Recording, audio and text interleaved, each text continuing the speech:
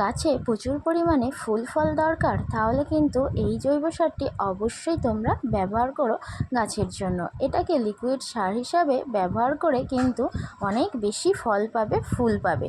নমস্কার বন্ধুরা, তোমরা সবাই কেমন আছো? আশা করি খুব ভালো আছো। তো আজকে আবারও একটা নতুন ভিডিও নিয়ে চলে এলাম। তো আগে তোমাদেরকে দেখাই আমার সেই ছোট্ট বাগানটি বর্ষার জল পেয়ে কেমন হয়েছে আর কেমন আছে। তো মানে খুবই ভালোই আছে, অসুবিধা কিছু নেই, কোনো গাছের কোনো অসুবিধাই হয়নি। তো প্রপার ট্রিটমেন্ট যদি আমরা গাছকে করি, অবশ্যই কিন্তু গাছ ভালো থাকবে, সুস্থ থাকবে। তো যাই হোক, আজকের ভিডিওটা অন্যরকম। মানে আমি কিভাবে তোমাদেরকে কলার খোসা দিয়ে সার বানানো যাবে সেইটা আগের দিন বলেছিলাম, বাট দেখাইনি। আজকে কিন্তু সেটা তোমাদেরকে দেখাবো যে কলার খোসা দিয়ে কিভাবে আমি একটা লিকুইড সার তৈরি করতে পারি। তো আর এদিকে দেখো, আমাদের কিন্তু এটা ড্রাগন ফলের গাছ নিয়ে আসা হয়েছে, এখনও বসানো হয়নি, এইভাবেই রাখা হয়েছে কারণ বসানোর জায়গাটা এখনও হয়নি, সেই জন্য বসাতে পারিনি। তো যখন বসাবো এবং এই ড্রাগন ফলের গাছে কি কি সার দিতে হয়, একে কিভাবে যত্ন করতে হয়, সেই সব ভিডিও কিন্তু তোমাদের সাথে শেয়ার করব। তো চলো, কিভাবে কলার খোসা দিয়ে আমি সারটা তৈরি করছি তোমাদেরকে সেটা দেখাই। তো চলো। তো দেখো, আমি কিন্তু এখানে 10 থেকে 12টা কলার খোসা নিয়ে নিয়েছি। প্রতিদিন আমরা বাড়িতে যেসব কলা খাই, সেই খোসাগুলো যদি আমরা ফেলে না দিয়ে এইভাবে সার তৈরি করে গাছের গোড়ায় দিতে পারি, তাহলে কিন্তু গাছে অনেক উপকার হবে, অনেক ফুল, অনেক ফল হবে। তো দেখো, আমি কিন্তু প্রথমে এখানে গাছের কলার খোসাগুলোকে একটু শুকনো করে নিয়েছি। তোমরা চাইলে রোদেও শুকিয়ে নিতে পারো, আবার 3-4 দিন ধরে যদি রেখে দাও এমনি শুকনো হয়ে যাবে। তবে হ্যাঁ, কলার খোসাকে জৈব সার হিসেবে পেতে গেলে কিন্তু খোলাটাকে অবশ্যই কিন্তু তোমাকে 3-4 দিনের পুরনো নিতে হবে বা রোদে শুকিয়ে নিতে হবে। তো দেখো, তারপরে কিন্তু এইভাবে খোসাগুলোকে আমি কুচি কুচি করে কেটে নিলাম। তো এইভাবে ছোট ছোট করে কেটে নিলে তাহলে কিন্তু তোমার জলে ভিজাতেও সুবিধা হবে। তোমরা যদি ছোট কোনো বোতলের মধ্যে এটাকে সার তৈরি করতে চাও, তাহলে কিন্তু কেটে নেওয়ার ফলে তোমাদের বোতলের ভিতরে দিতেও কিন্তু সুবিধা হবে। তো চলো, আমি এইভাবে কিন্তু সব কলার খোসাগুলোকে কেটে নিলাম। আর কলার খোসার মধ্যে আছে কিন্তু প্রচুর পরিমাণে পটাশিয়াম, যা গাছের পক্ষে অত্যন্ত উপকারী, অত্যন্ত গুরুত্বপূর্ণ একটি উপাদান। তো এইভাবে কিন্তু আমার সমস্ত কলার খোসাগুলো কেটে নেওয়া কিন্তু আমার হয়ে গেল।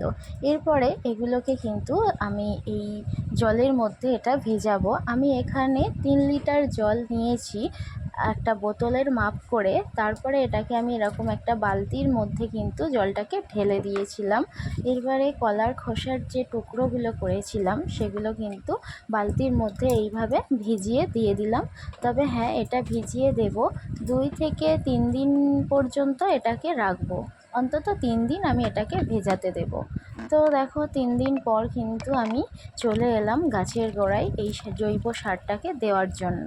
তো দেখো কি সুন্দর একটা জল ভাব, সেটা কিন্তু অনেকটাই একটু থকথকে ভাবে পরিণত হয়েছে। তোমরা হয়তো ভিডিওতে বুঝতে পারছো না, বাট আমি যখন হাত দেবে এরকম 3 দিন রাখার পর যখন তোমরা গাছের গোড়ায় যখন দিতে যাবে, নিজেরাই দেখে বুঝতে পারবে যে জল জল জল ভাবটা অনেকটাই নেই, একটা হালকা একটা সিরাপ সিরাপ মতো তৈরি হয়ে গিয়েছে। তো তোমরা চাইলে এটাকে ছেঁকে নিতে পারো। আমার কাছে বড় ছাঁকনি নেই আর আমি এটাকে ছাঁকিনি, আমি এইভাবে হাত দিয়ে চিপে চিপে সমস্ত যে কলার খোসাগুলো ছিল সেগুলোকে বের করে নিলাম, কারণ আমি জলটা গাছের গোড়ায় দেব। তো দেখো, এইভাবে সমস্ত কিন্তু আমার যে কলার খোসাগুলো ছিল সবটাই কিন্তু আমার ছাঁকা হয়ে গিয়েছে।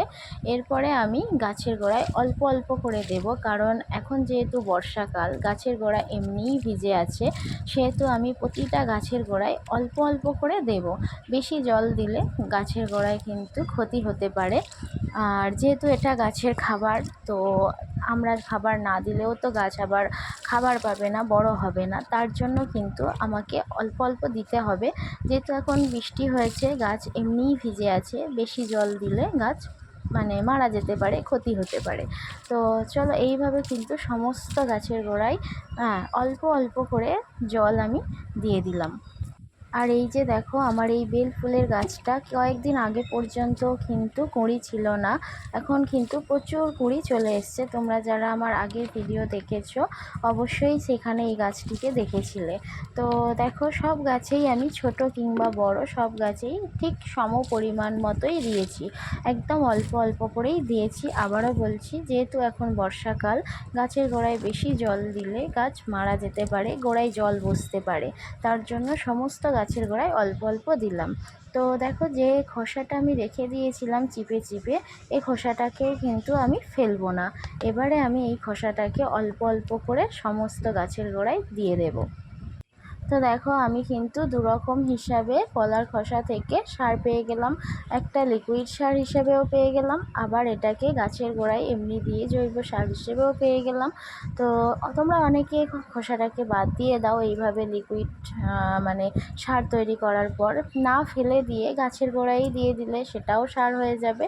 তো চলো আজকের ভিডিওটি এইটুকুই, ভালো লাগলে অবশ্যই লাইক করো। দেখা হচ্ছে নেক্সট ভিডিওতে, আর নেক্সট ভিডিও দেখার জন্য অনুরোধ রইল।